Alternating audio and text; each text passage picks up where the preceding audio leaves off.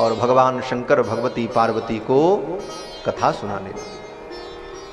अब कथा सुनाते हुए भगवान शंकर कहते हैं, देवी आपने पूछा कि भगवान के अवतार का हेतु क्या है, भगवान अवतार क्यों लेते हैं। तो भगवान शंकर ने कहा, देवी भगवान के अवतार का कोई निश्चित हेतु नहीं है और कोई भी प्राणी निश्चित रूप से ये नहीं कह सकता कि भगवान के अवतार का कारण क्या है। हरि अवतार है तुझे ही होई, हरि अवतार है तुझे होई, इद में थम कहीं जाई न सोई, इद में थम कहीं जाई न सोई।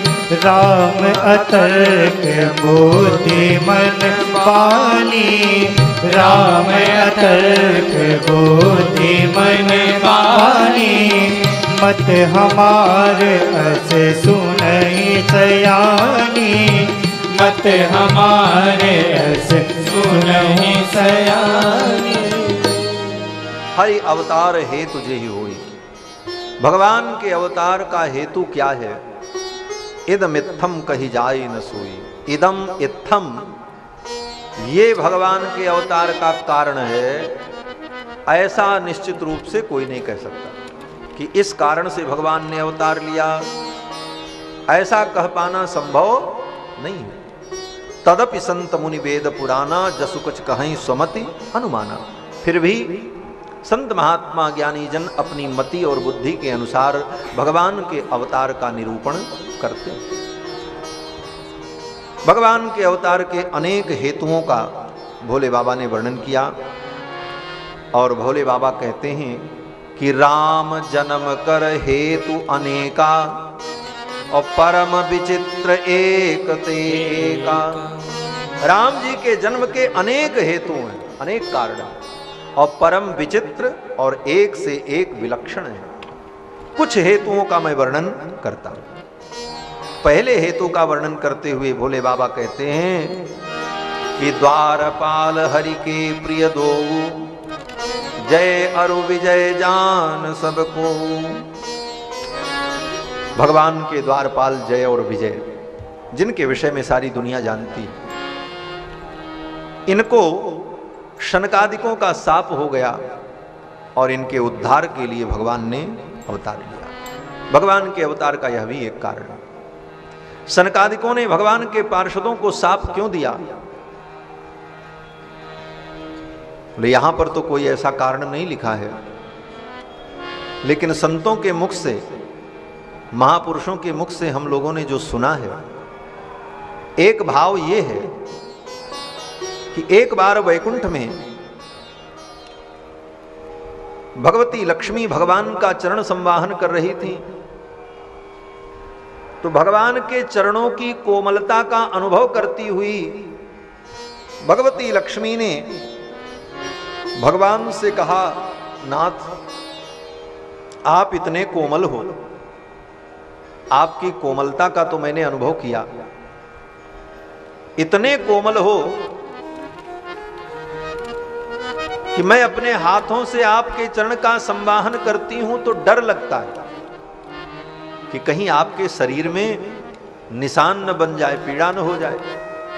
अब आप सोचो, लक्ष्मी जी स्वयं कितनी कोमल हैं, कमला हैं, कमल से प्रकट हुई हैं और कमल से भी ज्यादा कोमल है।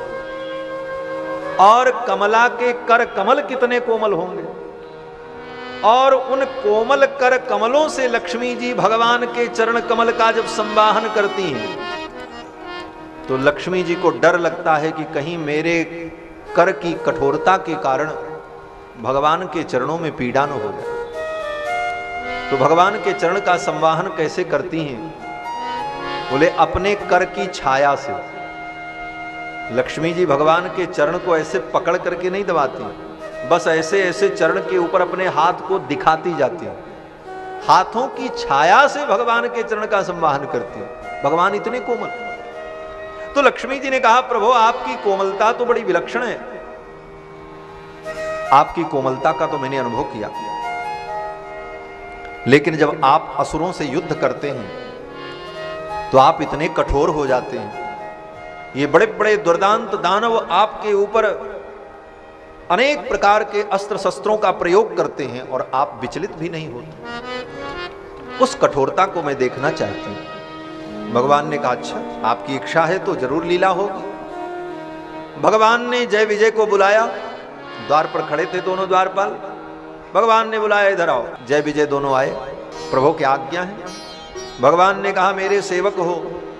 जय विजय ने कहा हाँ प्रभु मैं तो आपका सेवक हूं। बोले सेवक का धर्म क्या है? जय विजय ने कहा सेवक का धर्म है स्वामी की आज्ञा का पालन करना। आज्ञा सम न सुसाहिब सेवा, आज्ञा से बढ़कर के कोई सेवा नहीं होती।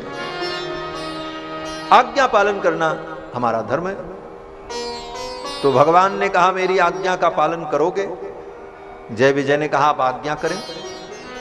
तो भगवान ने कहा कि आज लक्ष्मी जी मेरी कठोरता देखना चाहती हैं, तो तुम ऐसा करो कि अपनी गदा के द्वारा पूरी शक्ति से हमारे ऊपर प्रहार करो मेरी छाती पर, और मैं अपनी कठोरता इनको दिखा दूंगी मैं कितना। जय विजय तो कांप गए महाराज। जय विजय ने हाथ जोड़ लिया, प्रभु हम आपके ऊपर प्रहार करें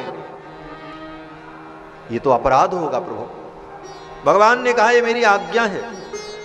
जय विजय ने कहा भले आपकी आज्ञा है लेकिन इस आज्ञा का हम पालन नहीं कर सकते। भगवान ने कहा तो ठीक है फिर जाओ, जाकर के जहां तुम्हारी सेवा है वहां सेवा करो। जय विजय पुनः द्वार पर चले आए।